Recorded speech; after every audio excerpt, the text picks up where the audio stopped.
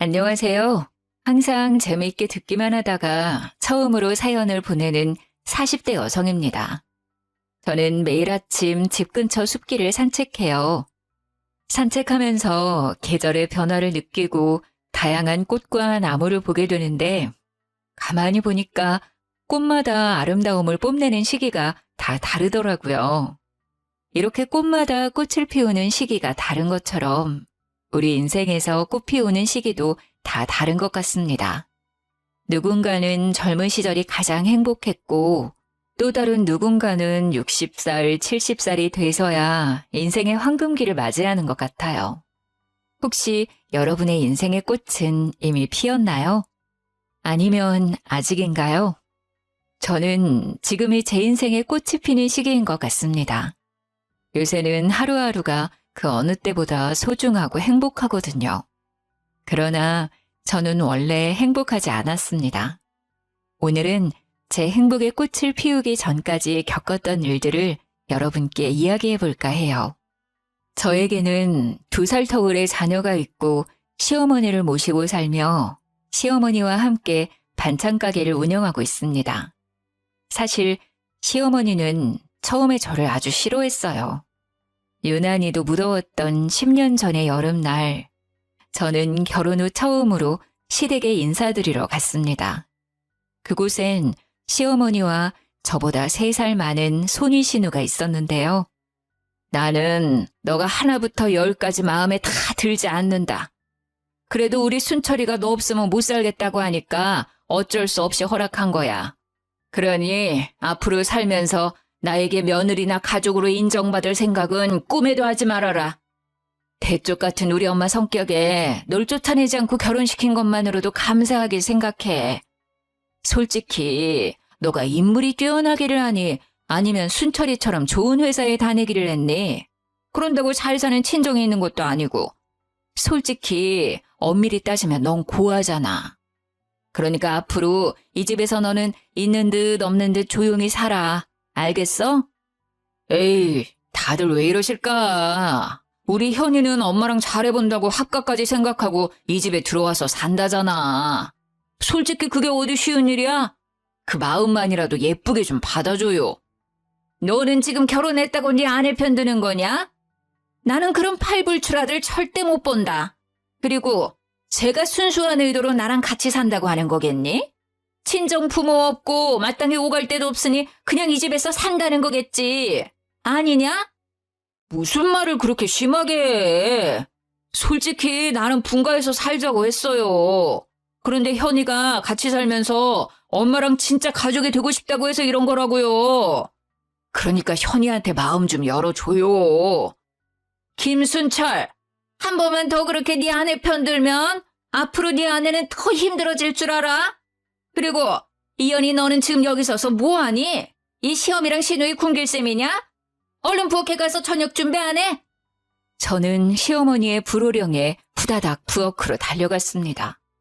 요새는 며느리들이 시어머니한테 자신의 의견을 똑부러지게 말하지만 그때만 해도 그런 건 상상도 못할 일이었어요. 게다가 시댁은 꽤 잘 살았지만 저는 고아나 다름이 없었습니다. 시댁은 예전에 사업을 크게 하셨던 시아버지 덕에 아주 잘 살았어요.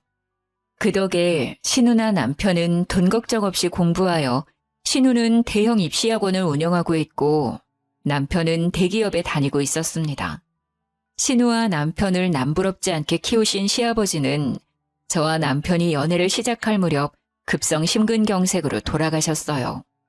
그래도 시아버지의 재산이 워낙 많으셨고 자식들도 많은 돈을 벌고 있어서 경제적으로 큰 타격은 없었습니다. 반면에 저는 어릴 때 아버지가 돌아가셔서 엄마와 단둘이 살았고 제가 20살이 되던 해 엄마마저 돌아가셨어요. 평생을 일만 하시며 사시던 엄마에게 간경화가 와서 간이식을 해야 하는데 유일한 가족인 제 간은 조건에 맞지 않았습니다. 게다가 돈도 없고 어디에 도움도 청할 곳이 없어서 수술을 시도조차 하지 못한 채 엄마를 보내드려야만 했어요. 그렇게 저는 세상에 혼자가 되었답니다. 이렇게 집안 차이가 났기에 시어머니와 신우는 저를 아주 못마땅히 생각했어요. 그러나 저는 시어머니의 마음을 돌리기 위해 겁도 없이 시댁에 들어가서 살겠다고 했습니다. 어차피 제게는 친정도 없으니까요. 시댁에 처음으로 입성한 날 시모와 신우에게 싫은 소리를 잔뜩 듣고 기가 푹 죽어 음식을 차렸습니다. 저도 같이 밥을 먹으려고 식탁에 앉자 시모는 버럭 화를 내셨어요. 아까 내가 한 말 못 들었니? 난 너를 가족으로 생각하지 않는다고 했다. 그 말은 너랑 같이 밥도 먹지 않겠다는 뜻이야. 너는 우리가 밥 먹을 동안 잔심부름하다가 나중에 먹어라. 어떻게 며느리가 첫날부터 같이 겸상을 할 생각을 해? 생각이 있는 건지 없는 건지. 국은 왜 이리 싱거워? 간을 한 거니 만 거니? 반찬은 또 왜 이리 싱겁고 짜고? 다들 왜 이리 트집이에요? 맘만 있는데. 그리고 엄마, 현이가 내 아내인데 같이 먹으면 안 돼? 그럼 너네 둘이 따로 나가서 먹든가. 나는 아직 쟤를 가족으로 받아들이지 못하겠다. 남편은 저를 도와주려고 했지만 그럴수록 시어머니는 더욱 저를 못마땅히 여기셨습니다. 신우 역시 제가 한 음식 하나하나를 트집 잡으며 어떻게든 구박하려고 했어요. 이렇게 저의 눈물겨운 시집살이가 시작되었습니다. 시어머니는 여기에 종종 올라오는 사연들처럼 저를 괴롭히거나 억지를 부리시지는 않았어요. 다만 저를 없는 사람 취급했습니다. 제가 해야 하는 집안일이나 시간에 맞춰 식사 준비를 안 하면 호되게 혼내시기는 했지만 그래도 일을 다 하면 제가 무엇을 하든 신경 쓰지 않으셨어요. 그러나 근처에 살며 매일 반찬 가지러 오는 신우가 저를 힘들게 했습니다. 시댁에 들어와서 산 지 2달 정도 지났으려나요? 그날도 학원에 출근하기 전인 오전 시간에 우리 집에 왔습니다. 옳게 이리 와봐. 창틀에 먼지 좀 봐. 도대체 청소하는 거야 마는 거야. 이 먼지를 다 우리 엄마가 먹고 내 동생이 먹는다고. 아니 너가 나가서 일하는 것도 아니고 고작 집안일 하는데 청소 안 해도 제대로 못하면 어떡해? 사람이 태어났으면 밥값은 하고 살아야 하는 거 아니니? 신우는 시댁만 들렀다 하면 꼭 집안 여기저기를 둘러보며 잔소리를 했습니다. 저는 어머니 눈치가 보여 신우에게 대들지도 못했죠. 어차피 제가 사는 집이니 당연히 청소는 깨끗이 해야 한다고 생각하고 말았죠. 그러던 어느 날 신우가 제게 웬 도시락통 하나를 건넸어요. 이제 매일 너가 내 도시락 좀 싸. 갑자기 웬 도시락을 싸요? 이번에 학원 규모가 커지면서 선생님이 없어서 나도 강의하느라 저녁 먹으러 나갈 시간이 없네. 그래서 너가 내 도시락 좀 싸야겠어. 사실 시어머니가 갓 지은 밥만 드시고 반찬이나 국도 냉장고에 한번 들어갔다 나오면 드시지를 않으셔서 끼니마다 새로운 밥과 반찬을 해야만 했습니다. 그래서 항상 냉장고에는 바로 해먹을 수 있도록 식재료들이 가득했지요. 음식이야 매번 하는 것이니 충분히 할 수는 있는데 매번 반찬들을 다 가져가면서 자기 도시락조차 싸지 않으려고 하는 신우가 너무 얄미워 보였습니다. 저도 어머니 식사 챙기고 집안일 하느라 바빠요. 그리고 형님, 매번 제가 한 반찬들 다 가지고 가시잖아요. 그거로 형님이 직접 도시락 싸세요. 더 많이 컸다? 형님이 시키면 그냥 네 하면 될 것이지 어디서 지금 말대답이야? 신우의 앙칼진 목소리에 방에서 쉬시던 시어머니가 나오셨습니다. 이게 지금 무슨 소란이냐? 순자 너는 왜 큰 소린데? 내가 쟤한테 도시락 싸달라니까 제가 못하겠다잖아. 엄마, 쟤 요새 너무 편한가 봐. 신우의 무서운 줄도 모르고 말이야. 너는 그냥 도시락 싸달라고 하면 알겠다고 할 것이지 뭘 그리 소란을 만들어. 오늘부터 무조건 너가 순자 도시락 싸도록 해라.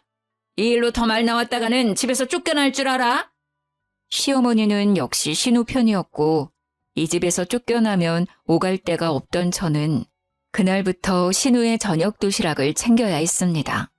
그리고 다음 날 집 청소를 하고 있는데 이번에는 신우가 웬 보따리 하나를 제게 던졌어요. 요새 강의 끝나고 집에 오면 밤 11시야.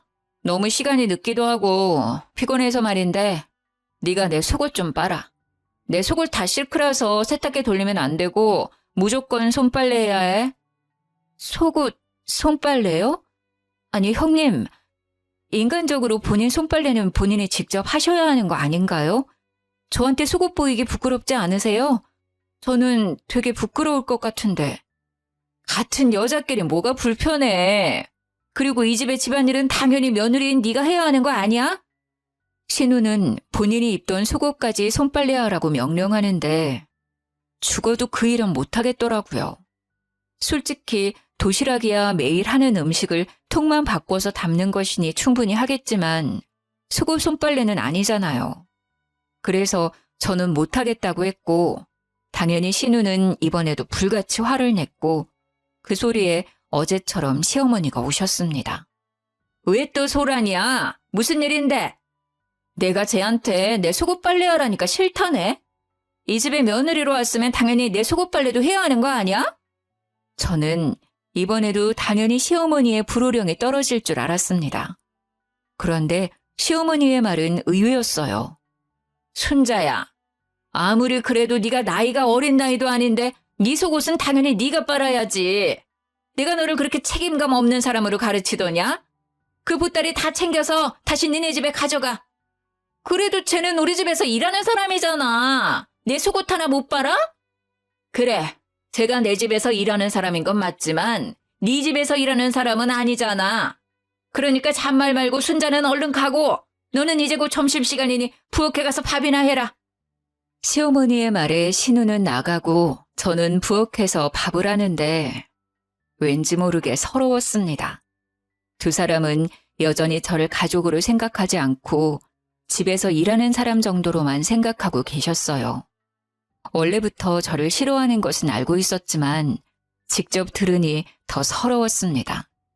그러나 친정도 없고 변변한 친구도 없던 저는 그 누구에게도 저의 속사정을 말하지 못했어요. 제 남편에게도요. 사실 남편은 그 당시 회사에 일이 너무 많아서 별 보고 출근했다가 별 보고 퇴근하고 있었습니다. 회사 일로도 충분히 힘든 남편에게 저의 신세 한탄까지는 할 수 없겠더라고요. 그렇게 저는 속으로 사귀고 사귀면서 미련하고 멍청하게 신혼을 보냈습니다. 그러다 결혼 후 시어머니의 첫 생신날이 왔어요. 시어머니는 인정해 주시지 않았지만 그래도 며느리인데 잘 차려야겠다는 생각에 새벽부터 일어나 시어머니가 평소에 잘 드시던 음식들을 한상 차렸습니다. 그런데 원래 시어머니 생신이라고 학원도 하루 쉬고 온다던 신우는 코빼기도 비치지 않고 제 전화도 받지 않더라고요. 게다가 남편은 회사에 갑자기 문제가 생겨서 철야 근무를 해야 한다고 했습니다. 결국 시어머니의 생신상에는 시어머니 혼자 앉게 되었어요. 생일인데 자식들 하나 없이 너만 있구나. 혼자 먹기 쓸쓸한데 너도 같이 먹자. 네? 저도 여기 같이 앉아도 돼요? 무슨 같은 말을 두 번씩이나 하게 만드니? 이제 너도 같이 먹자고. 저는 시어머니의 말에 뛸 듯이 기뻤습니다. 사실 그 당시 저는 시어머니가 호환 마마보다 무서웠지만 그래도 가족으로 인정받고 싶었어요. 그런 시어머니가 처음으로 같이 밥을 먹자고 하시니 드디어 제 노력이 인정받은 것 같은 생각이 들었습니다. 그날은 시어머니는 쓸쓸했을지 모르겠지만 저는 참으로 기쁜 날이었네요. 그 뒤로는 시어머니가 조금씩 말을 걸어주시기 시작했고 저는 마음이 편해져서인지 임신을 하게 되었어요. 임신하니 시어머니가 집안일을 많이 시키진 않았습니다. 하지만 식사 준비는 계속해야만 했는데요.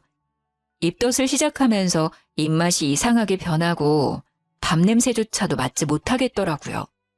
제대로 먹지를 못하니 기운이 없었고 그러던 어느 날은 남편 출근한 뒤로 아예 일어나지를 못했습니다. 세상에, 아직도 누워있으면 어떡해? 밥 준비 안 해? 지금 입덧이 너무 심해서 어지러워서 도무지 못 일어나겠어요. 오늘 하루만 대충 짜장면 같은 거 시켜 드시면 안 될까요? 짜장면 같은 소리 안 해. 나는 말이다. 순자랑 순철이 임신했을 때 그렇게 입덧을 했어도 시어른들 식사 한 번도 빼놓은 적이 없었어. 그깟 임신 한 번 했다고 유세 떠는 거야? 어른을 모시고 사는 거면 네 아픈 것쯤은 참고 숨길 줄도 알아야지. 애가 어쩜 저렇게 생각이 없어, 생각이. 얼른 일어나서 밥 안 해? 언제까지 누워만 있을 거야? 결국 저는 시어머니의 불호령에 입덧으로 헛구역질을 하면서 반찬과 국을 끓여 점심상을 차려야만 했습니다. 그런데 입덧을 하니 제대로 간을 맞추지 못했고 결국 시어머니한테 또 한 소리를 들었어요. 국은 왜 이래 짜? 반찬들은 또 왜 이래 싱겁고 밥은 이게 뭐니? 죄송해요. 입덧해서 그런지 간을 못 맞추겠어요. 네가 지금 이 집에 들어온 지가 벌써 2년째인데 입덧 좀 한다고 간을 이렇게 못 맞춰? 이제는 간을 보지 않고도 음식을 만들 수 있도록 해라. 제가 무슨 장금이도 아니고 간을 보지 않고 어떻게 음식을 만들어낸답니까? 그러나 시어머니는 저의 이런 속도 모르고 음식이 간에 맞지 않으면 크게 혼을 내셨어요. 그래도 다른 집안일은 시어머니가 다 해주셨는데 신우는 그게 정말 싫었나 봅니다. 하루는 제가 설거지를 하는 대신 시모는 거실을 청소하고 있었는데 그때 신우가 온 거예요. 엄마가 청소하는 거야? 야, 너 지금 임신했다고 감히 시어머니한테 집안일을 시켜? 미쳤어? 순자야, 그냥 두어라. 내가 운동할 겸 해서 청소하는 거야. 편이도 지금 설거지하느라 바쁘잖니. 집에 일하는 사람이 있는데 엄마가 왜 집안일을 해? 제가 설거지 다 하고 청소하면 되지. 신우는 크게 화를 내며 내 머리채라도 잡을 기세였지만 시모가 막아주셔서 다행히 큰 화는 면했습니다. 그 뒤로도 저만 보면 신우짓을 하려 했지만 그럴 때마다 어머님이 화내는 형님을 뜯어 말렸어요. 이렇게 마음을 많이 열어주신 시어머니 덕에 저의 결혼 생활은 점점 편해졌습니다. 그 뒤로 저는 둘째를 낳고 그 아이가 4살 정도 되었을 때였어요. 여전히 신우는 학원 원장으로 잘 나갔고 남편은 일이 더 바빠져 집에 아예 못 들어오는 날도 꽤 있었습니다. 엄마, 이거 호텔 뷔페 식사권인데 이번에 엄마 친구들이랑 가서 식사하셔. 현이 너도 같이 가서 먹든가. 단 한 번도 시댁에 베푼 적 없던 신우가 호텔 뷔페 식사권을 시어머니와 제게 건넸습니다. 돈은 많이 벌지만 가족들에게는 한 푼도 쓰지 않는 사람이 무슨 일로 이렇게 좋은 것을 주나 싶어 조금 이상했어요. 현이가 나 따라와봤자 좋겠니? 그냥 혼자 친구들이랑 가마. 현이 너는 집에서 쉬어라. 그래도 같이 가. 친구들한테 며느리도 보여주고 좋지 뭐. 그리고 엄마 혼자 갔다가 길이라도 헤매면 어째? 신우는 걱정하는 표정을 지으며 자꾸 저더러 같이 가라고 하길래 어쩔 수 없이 그러겠다고 말했죠. 다음 날 저는 시모를 모시고 가려고 했으나 시모 역시 그냥 혼자 다녀오는 것이 마음 편하다며 나가셨죠. 그렇게 1시간 정도 지났으려나요? 누군가 집 비밀번호를 누르더라고요. 벌써 시어머니가 오셨나 했는데 나가보니 신우였습니다. 뭐야? 너 엄마랑 밥 먹으러 안 갔어? 네가 왜 집에 있어? 아, 그게 어머니가 혼자 가시는 것이 더 편하시다고 해서요. 신우는 대답도 듣지 않고 푸다닥 어머니 방으로 들어가 버렸습니다. 뭔가 이상해서 몰래 지켜보니 신우는 장롱 서랍을 뒤지고 있었고 서랍 깊숙한 곳에 숨겨졌던 시어머니의 통장과 도장을 꺼내서 자신의 가방에 넣더라고요. 어머, 형님, 그거 어머니 통장 아니에요? 그걸 왜 가져가요? 내가 가져가든 말든 네가 무슨 상관이야. 내가 이 집 딸인데 당연히 엄마 돈 좀 가져갈 수 있는 거지. 그래도 이거 어머니 돈인데 어머니한테 허락은 받고 가져가셔야죠. 아무리 가족의 통장이라도 막 가져가면 그것도 도둑질이에요. 뭐? 도둑질? 너 말 다 했어? 내가 좀 이따가 엄마한테 직접 말할 거야. 그럼 아직 어머니께 말씀도 안 드렸다는 거네요? 혹시 몰래 통장 가져가시려고 저랑 어머니한테 호텔 뷔페 식사권을 주셨어요? 어쩐지 형님이 갑자기 그 비싼 호텔 뷔페권을 주셔서 조금 이상하다 했는데 정말 여전하시네요. 저는 일부러 말을 걸면서 신우가 집 밖으로 나가지 못하게 붙잡았고 얼마 지나지 않아 시어머니가 집에 오셨습니다. 엄마, 아니 왜 벌써 들어와? 밥 먹으러 안 갔어? 친정에서 돈 한 푼 쓰지 않던 네가 갑자기 뷔페 식사권을 주길래 뭔가 이상해서 가려다가 말았다. 날 밖으로 빼돌리고 감히 니네 아빠 사망보험금 훔치려고 머리를 써?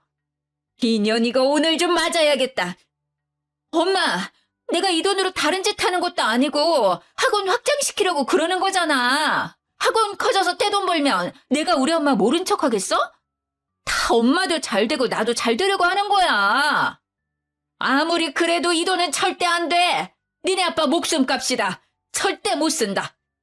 엄마는 도대체 이 돈으로 뭘 하려고 그래? 죽을 때 돈 싸들고 가려고? 참나, 딸 사업 확장하는 게 왜 함부로 쓰는 거야? 자식들 잘 되는 건데 그럼 엄마도 결국엔 좋은 거 아니야? 시모는 참지 못하고 신우 머리채를 잡아 뜯었습니다. 알고 보니 얼마 전부터 학원을 확장시킬 계획으로 신우가 돈을 빌려달라고 했었대요. 그러나 시모는 괜히 사람이 더 욕심부리다가 망할 수 있으니 지금 있는 학원이나 잘 관리하라며 돈을 주시지 않았어요. 사실 신우 학원 근처에 크고 작은 학원들이 생기면서 학생들이 점점 줄고 있었거든요. 하지만 신우는 자신의 욕심을 버리지 못해서 돌아가신 시부의 사망보험금을 몰래 훔치려 했던 거였죠. 다행히 미리 눈치챈 어머님이 식사하러 가시는 척하며 신우를 완벽히 속여서 그 돈은 무사히 지킬 수 있었어요. 결국 신우는 시어머니에게 욕을 바가지로 먹은 뒤 집으로 돌아갔습니다. 한바탕 소동이 벌어진 뒤 저는 내심 시어머니가 저를 칭찬해 주실 것으로 기대했어요. 신우가 돈을 들고 나가지 못하도록 붙잡아서 돈을 지킬 수 있던 거잖아요. 하지만 시모는 여전히 냉랭했습니다. 오늘따라 참 말이 많구나. 조금 있으면 저녁 시간이니까 얼른 가서 밥이나 차려. 제가 몇 억 되는 돈을 지켜줬는데 시어머니는 고맙다는 말은커녕 얼른 가서 밥이나 차리라고 명령하셨어요. 원래부터 시모는 듣기 좋은 말을 하는 편은 아니지만 이상하게 그날은 참 서운했습니다. 그날따라 정말 밥이 하기 싫었고 다 때려치우고 싶은 마음으로 저녁 식사를 준비하고 시어머니를 불렀어요. 시어머니는 국을 먼저 한술 뜨시더니 인상을 팍 찌푸리셨습니다. 이어서 반찬들도 하나하나 맛보시더니 음식을 뱉어내시기까지 하셨어요. 국이 왜 이렇게 달아? 가늘한 거 맞아? 그리고 어묵볶음은 또 왜 이리 짜? 너 정신 안 차릴래? 시어머니의 말씀에 저도 맛을 보니 음식들이 하나같이 다 이상했습니다. 시어머니에 대한 섭섭한 마음으로 요리를 해서 그런지 간이 전혀 되지 않았고 심지어 국에는 제가 소금 대신 설탕을 넣었더라고요. 저는 평소 같았으면 죄송하다고 하며 다시 음식을 했겠지만 그날만큼은 시어머니한테 대들고 싶었습니다. 어머니, 솔직히 저 너무 속상해요. 시아버지 사망보험금 형님이 가져갈 뻔한 거 지켜드렸잖아요. 그럼 최소한 고맙다는 말 정도는 해주실 수 있는 거 아니에요? 그리고 사람이 어떻게 매일 음식을 잘해요? 제가 뭐 음식점을 하는 것도 아니고 집에서 요리하다 보면 실수를 할 수도 있죠. 실수 한 번 했다고 저를 그렇게 쥐잡듯이 혼내세요? 결혼하고 8년 만에 처음으로 저는 시모에게 큰 소리를 냈고 시모는 크게 당황했습니다. 저 지난 8년간 아무 말도 못하고 하라는 대로만 했어요. 어머니 식사도 입덧하는 중에도 출산하고 나서도 항상 차려드렸는데 오늘만큼은 너무 억울하고 속상해서 참을 수가 없네요. 전 정말 여기 와서 밥통이 된 기분이에요. 이제 제가 사람인지 밥통인지 모르겠다고요. 결혼했으면 여자가 집에서 밥을 해야지. 그렇게 하기 싫으면 나가. 나도 너 같은 며느리 필요 없다. 시모의 말에 저는 아이들도 두고 나와버렸습니다. 그런데 마땅히 갈 곳이 없더라고요. 친정이 있었다면 친정집에 가서 하소연이라도 하겠지만 부모님은 두 분 다 돌아가셨고 연락하고 있는 지인들도 없었거든요. 그냥 아무 생각 없이 길거리를 헤매다가 정신 차려보니 남편 회사 앞이었고 그곳에서 남편이 퇴근하기만을 기다렸어요. 야근을 끝낸 남편은 밤 11시가 되어서야 모습을 드러냈습니다. 이 시간에 왜 여기 있어? 표정은 또 왜 그래? 울었어? 여보, 나 너무 속상해. 나 그동안 정말 참고만 살았는데 오늘은 정말 못 참겠어. 남편의 얼굴을 보니 서러움이 복받쳐오고 눈물이 막 쏟아졌습니다. 저는 남편에게 오늘 있었던 일이며 그동안 시어머니께 느꼈던 서운한 감정까지 다 이야기했어요. 나는 당신이 그동안 아무 말 없이 있길래 괜찮은 줄로만 알았어. 이렇게까지 힘들었으면 말하지 그랬어. 매일 새벽에 나가서 밤늦게 들어오는 당신한테 내가 어떻게 말해. 얼굴 볼 시간도 없는데. 남편은 오는 저의 손을 잡고 집으로 향했습니다. 집에 가니 시어머니가 거실에서 팔짱을 끼고 앉아 계셨어요. 못난 것들. 나는 네가 이 집이라도 나가는 줄 알았는데 간 곳이 고작 남편 회사냐? 밖에서 일하는 사람 신경 쓰이게 그게 뭐 하는 짓이냐? 엄마도 그만하세요. 자그마치 8년이에요. 이제 현이를 가족으로 며느리로 받아들일 때도 됐잖아요. 지금이 여미 앞에서 네 아내 편드는 거야? 자식 새끼들 키워봤자 다 소용없어. 하나는 지일하게 바빠서 엄마 돈이나 떼어먹을 생각이나 하고 다른 하나는 아내 힘든 것만 알고 지엠이 힘든 것은 하나도 모르고. 솔직히 엄마가 그동안 현이를 괴롭혔잖아요. 평일에도 주말에도 쉴 새 없이 부엌일 시키고 말 한마디라도 좀 좋게 해주면 안 돼? 오늘도 그래. 누나가 아버지 사망보험금 가지고 가려는 거 현이가 막았다면서요. 그러면 말이라도 고맙다고 이야기해 줄 수 있는 거 아니야? 그런데 바로 밥이나 하라 그러고 음식 간이 안 됐다고 구박이나 하고. 그러니 이 사람이 얼마나 속상하고 화가 났겠어. 그래. 네 말대로 현이 제가 오늘 너네 아버지 사망보험금은 잘 지켜냈다. 그래도 자신이 할 일은 제대로 해야 하는 거 아니니? 자기 할 일을 제대로 못했으면 혼나야지. 네가 오늘 제가 차린 저녁상을 못 봐서 그러나 본데 아주 가관이었다. 국에는 설탕이 들어가고 밑반찬은 짜고 맵고 난리였다고. 네 할머니였으면 당장 이 집에서 쫓아냈어, 이 녀석아. 시어머니는 끝내 제게 고맙다, 그동안 고생했다는 말 따위는 하지 않으셨습니다. 오히려 제게 제대로 상을 차리지 못했다고 구박하셨어요. 그 자리에 더 있자니 너무 화가 나고 속상해서 그냥 방에 들어가 버렸습니다. 이미 잠을 자는 아이들을 보며 한참을 울다가 저도 모르게 스르르 잠이 들었던 것 같아요. 그리고 새벽, 꿈에 돌아가신 엄마가 나왔습니다. 엄마는 제 손을 꼭 붙잡았는데 엄마의 입은 웃고 있지만 눈에는 눈물이 가득 맺혀 있었고 저는 엄마의 손을 붙잡고 펑펑 울다가 잠이 깼어요. 다시 잠을 자려고 했지만 잠이 들지 않아 거실로 나갔는데 시어머니의 방에서 끙끙 앓는 듯한 소리가 들렸습니다. 문을 살짝 열어보니 시어머니가 어딘가 많이 아파 보이셨고 깜짝 놀란 저는 황급히 남편을 깨워 응급실로 향했어요.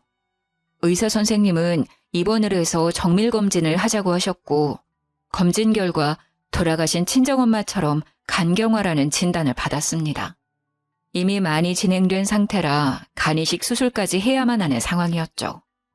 일단 급한 대로 저와 남편이 먼저 공여자 검사를 받았고 신우한테도 연락을 했는데 전화를 받지 않아 급한 대로 문자라도 남겼습니다. 하지만 신우는 그 뒤로도 아무 연락이 없었어요. 며칠 후 저와 남편의 공여자 검사 결과가 나왔는데 남편은 조건에 부합되지 않았고 제가 공여자로 적합했습니다. 그리고 그날 연락이 되지 않던 신우가 찾아왔어요. 올케 간이 적합하다고? 그럼 올케가 우리 엄마한테 간이식하면 되겠네. 아무리 그래도 내가 어떻게 며느리의 간을 받니? 이 사실 알면 세상 사람들이 나 못된 시험이라고 욕해. 제가 일가 친척이 있는 것도 아니고 뭐 어때? 어차피 고아잖아. 지금 일하는 것도 아니고 아기도 다 낳았는데 못할 게 뭐야? 누나도 결혼하고 아기도 낳고 그 아이가 혼자 학교도 다니니까 손 갈 일 많이 없겠네. 그럼 누나가 간이식 해줄 수 있는 거 아니야? 그리고 이런 일은 당연히 자식들이 해야지. 왜 현이한테 그래? 누나는 일단 이런 이야기 하기 전에 가서 공여자 검사나 먼저 받아. 나는 바쁘잖아. 학원 운영도 해야 하고 우리 형진이 뒷바라지 해야 해서 안 돼. 그리고 간이식 해줄 수 있는 할 일 없는 제가 있는데 왜 바쁜 내가 굳이 시간을 쪼개서 그런 검사를 받니? 형님은 아들이 형진이 하나 있지만 저는 정우, 정민이 두 아이가 있어요. 게다가 정민이는 아직 4살밖에 안 됐고 둘 다 학교도 안 다녀요. 자꾸 저한테 할 일 없다고 하시는데 4살, 6살 두 아이 보는 것만으로도 하루가 정신없다고요. 그래서 우리 엄마한테 간 주기 싫다고? 머리가 있으면 생각을 해봐. 네가 나만큼 돈을 벌 수 있어? 그러면 나도 깔끔하게 인정하고 공여자 검사 받고 맞으면 내가 수술할게. 근데 아니잖아. 너보다 내가 훨씬 더 생산적이고 효율적인 일을 하고 있다고. 그럼 덜 효율적인 일을 하는 네가 당연히 간을 내줘야 하는 거 아니야? 아, 구박하고 날 미워하던 시어머니한테 네 간 내주려니까 하기 싫은 거구나. 사실 저희 엄마도 간경화가 오셨고 간이식을 받지 못해 돌아가셨어요. 그런 엄마 생각이 나서 저 시어머니한테 충분히 간이식 할 수는 있어요.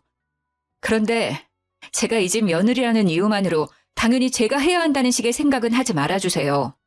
자식이라고 해서 당연히 간이식을 하지는 않잖아요, 형님처럼. 너 지금 말에 뼈가 있다? 내가 뭐 하기 싫어서 안 하니? 하루라도 학원 문 닫으면 손해가 얼만 줄 알아? 네가 그거 다 보상해 줄 거야?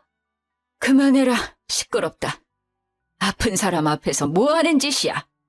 그리고 순자 너, 나 솔직히 이번에 너한테 실망했다.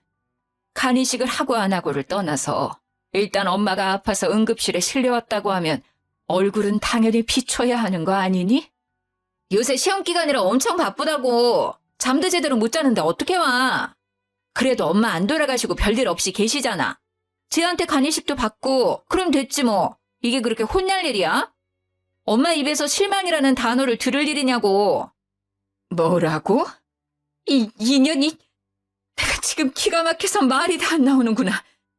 꼴 보기 싫으니까 너 당장 나가! 엄마, 지금 나를 쫓아내는 거야? 엄마 말대로 나 나갈게. 잘 됐네. 안 그래도 시험 기간이라 바쁜데 가서 일이나 하면 되겠어. 신우는 그렇게 나가버렸고 그 뒤로 연락이 되지 않았습니다. 그리고 저는 엄마에게도 드리지 못했던 제 간을 시어머니한테 드리게 되었어요. 간이식 수술을 앞두고 돌아가신 엄마 생각에 마음이 아팠지만 그래도 좋은 마음으로 수술대에 올랐습니다. 다행히 수술은 무사히 잘 끝났고 저와 시어머니의 회복도 생각보다 빨랐어요. 퇴원하고 집에 온 날 시어머니는 저를 큰 방으로 부르셨어요. 제 손을 꼭 붙잡으며 말하셨죠. 현이야, 그동안 내가 너한테 모질게 굴었지? 정말 미안했다. 내가 사실은 말주변도 없고 남편이 저 세상에 간 뒤로는 우울증이 아주 심하게 왔어. 그나마 내가 의지할 곳은 우리 아들뿐이었는데 그런 아들이 너에게 푹 빠져서 헤어나오질 못하니 질투가 나기도 하고 너가 밉더구나. 그래서 너에게 더 곁을 주지 않았어. 그래도 도망가지 않고 내 옆에서 말없이 있어줘서 정말 고맙다. 내 자식들도 못한 이식을 다 해주고 말이야. 이제 너를 친딸처럼 생각하며 못살게 굴었던 것들 평생 갚으며 살아야겠구나. 시모의 진심 어린 말을 들으니 지난날 쌓였던 서러운 감정들이 눈 녹듯 사라졌습니다. 그 뒤로는 서로에게 마음을 활짝 열고 잘 지냈어요. 그러던 어느 날 시모에게 좋은 일이 생겼습니다. 예전에 시아버지가 젊으실 적 사놓은 땅이 있었는데 시아버지가 돌아가시며 그 땅의 주인이 시어머니가 되었거든요. 그런데 이번에 그곳이 재개발되면서 땅값이 엄청 뛴 거예요. 이 소식을 한 시어머니는 그 땅을 팔아버리고 그 돈으로 5층짜리 상가 건물을 샀어요. 엄청 좋은 상가는 아니었지만 그래도 모든 층에 가게며 병원이 다 들어서고 장사도 엄청 잘 되고 있었습니다. 이렇게 시모는 건물주가 되었고 이 소식을 들은 신우가 1년 만에 집에 찾아왔어요. 엄마, 이번에 건물주가 되셨다면서요? 요새 건물주가 조물주보다 더 높다던데. 우리 엄마 멋지네. 보니까 거기 그래도 꽤 장사 잘 돼서 월세만 받아도 먹고 살겠던데요? 참나, 너는 집에 1년 만에 찾아와서는 한다는 이야기가 그거냐? 너 여기 온 목적이 뭐야? 콩고물 기대하고 온 거냐? 너한테 줄 돈 따위는 없어. 이제 우리 엄마 돈도 잘 버는데 하나뿐인 딸은 살기가 참 힘드네. 요새 우리 학원 옆에 학원들이 자꾸 들어와서는 우리 선생님들을 다 데리고 가버리네. 학원에 수업해줄 강사들이 없으니까 학생들도 점점 줄고 너무 힘들어. 그래서 말인데 나 돈 좀 주면 안 될까? 요새 애가 커가면서 돈 들어갈 곳은 많은데 경기가 어려워서 남편도 벌이도 시원찮고 나도 지금 학원 문 닫아야 할 판이라 너무 힘들어. 엄마, 나 좀 도와줘요. 이 썩을년아, 너는 내가 돈 줄 로밖에 안 보여? 네가 필요할 때만 와? 너 엄마 아플 동안 뭐하고 있었어? 어떻게 얼굴 한번 비치지를 않다가 오랜만에 와서 한다는 이야기가 돈? 내가 그 돈 줄 것 같아? 그동안 나도 학원 일하느라 정말 바빴어. 내가 뭐 놀고 먹느라 그랬어? 나도 쟤처럼 집에서 놀고 먹으면 맨날 올 수 있어. 그런데 나도 먹고 사느라 바쁘잖아. 우리 아이 뒷바라지도 해야 하고. 그래서 그런 거지. 너만 돈 버냐? 너만 애 낳았어? 하여튼 끝까지 지 생각만 하고 남들 생각은 눈꼽만큼도 없지. 어떻게 내 뱃속에서 너 같은 애가 나왔는지. 난 이제 너 딸로 생각 안 한다. 이제 내 딸은 오로지 현이뿐이다. 너는 이제부터 남남이야. 지난 1년간 연락 없이도 잘 지낸 것처럼 앞으로도 우리 쭉 그러고 살자. 알겠어? 우리 엄마 내가 그동안 안 와서 서운해서 그래? 앞으로 자주 올게요. 그러니까 나 돈 좀. 썩 꺼지지 못해? 나가! 그렇게 신우는 쫓겨났고 시어머니는 제게 잠시 할 말이 있다고 자리에 앉아보라고 하셨어요. 얘야, 지금부터 내가 하는 말은 너가 딸 같아서 하는 말이니 잘 생각해보렴. 이번에 내가 산 상가 1층이 지금 공실인데 거기서 반찬 가게 하나 내보지 않을래? 제가 반찬 가게를요? 제가 그런 걸 어떻게 해요? 전 계속 전업주부로만 살았는걸요? 너가 그냥 집에서 놀고 먹었니? 매일 음식 했잖아. 그게 어디 쉬운 일이야? 그리고 나 입맛이 까다로운 사람이라 어지간한 음식점 음식들은 다 입에 맞지 않는데 너의 음식은 맛있더구나. 나는 너가 결혼하고 나서 처음으로 내 생일상을 차려준 이후부터 너가 반찬 가게를 열었으면 했었단다. 그런데 요새 같은 시대에 그저 그런 음식 솜씨로 반찬 가게 열면 성공하기 힘들잖니. 그래서 일부러 너한테 음식에 대해서는 아주 모질게 대했던 거야. 그동안 입덧해도 지독하게 음식을 만들도록 시켰던 건 제 손맛이 좋아서였다는 걸 처음 들었는데요.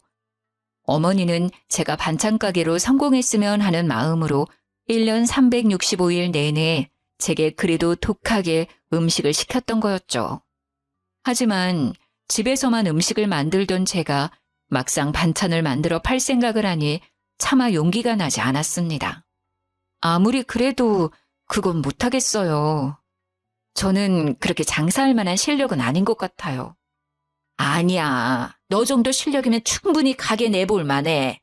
너가 내 상가에서 반찬 가게를 낸다고만 하면 임대료 월세 같은 것 1원 한 푼도 받지 않을 테니까 한번 시작이나 해보렴.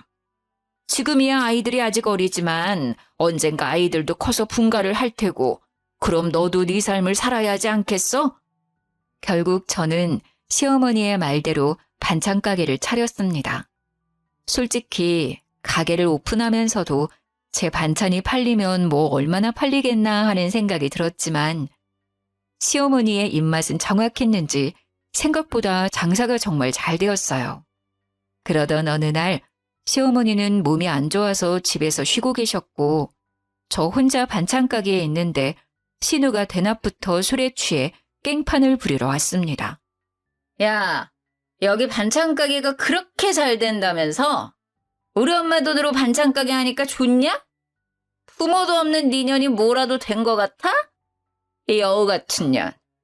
순철이도 꼬시더니 우리 엄마도 꼬셔서 나도 못 받은 상가를 받아? 못 참아! 대낮부터 무슨 술을 이렇게 많이 드셨어요? 당장 나가세요. 지금 영업 중인 거 안 보여요? 신우는 아침부터 공들여 만든 반찬을 다 뒤집어 엎었습니다. 힘껏 막아섰지만 술에 취해 제정신이 아닌 사람을 말리기에는 역부족이었어요. 지나가던 사람들까지 난리치는 신우를 뜯어 말렸지만 그러면 그럴수록 더 거세게 반항했습니다. 결국 경찰을 불러 진압하게 했고 다신 얼굴 볼 일이 없었죠. 그러다 최근에 우연히 소식을 듣게 되었는데 신우가 운영하던 학원이 폐원했다고 합니다. 제 반찬 가게에서 난리를 치던 날 우연히 학원 수강생들과 그 엄마들이 보았고 원장인 신우의 폭력적인 태도에 크게 실망하며 대규모로 학원을 관뒀대요. 학생들도 없고 강사들도 없으니 당연히 학원은 문을 닫을 수밖에 없었겠죠. 신우에게 이혼을 요구하고 있다고 합니다. 사실 평소에도 사이가 좋지 않았어요. 워낙 신우가 천상천하 유아 독존으로 자기 잘난 맛에 살아서 항상 성격을 맞춰주며 살았거든요. 그런데 학원까지 망하니 사이가 더 나빠져 이혼을 요구하고 있지만 신우가 절대 합의 이혼해주지 않겠다고 버티고 있다네요. 반면에 저는 제 입으로 말하기는 조금 부끄럽지만 시어머니한테 간이식을 해준 효부가 운영하는 반찬 가게라고 소문이 퍼져서 동네 어르신들의 칭찬이 자자했고 이 때문인지 우리 가게는 아주 잘 되고 있습니다. 남편과 시어머니는 제게 돈도 잘 벌고 시어머니의 목숨도 살려준 사람이라며 엄청 잘해주고 있어요. 요새는 정말 제 인생에서 이렇게 좋은 날이 있었나 싶을 정도로 너무 행복합니다. 힘들고 외롭고 모든 것을 다 포기하고 싶을 때도 있었지만 그래도 살다 보니 사라지고 버티다 보니 제 인생의 꽃 같은 시기가 오기도 하네요. 마지막으로 혹시라도 힘든 길을 걷고 계시는 분이 있다면 제 이야기를 듣고 힘을 내셔서 꼭 여러분들의 꽃을 피워내셨으면 좋겠습니다. 지금까지 저의 이야기 들어주셔서 감사해요. 행복한 하루 보내세요.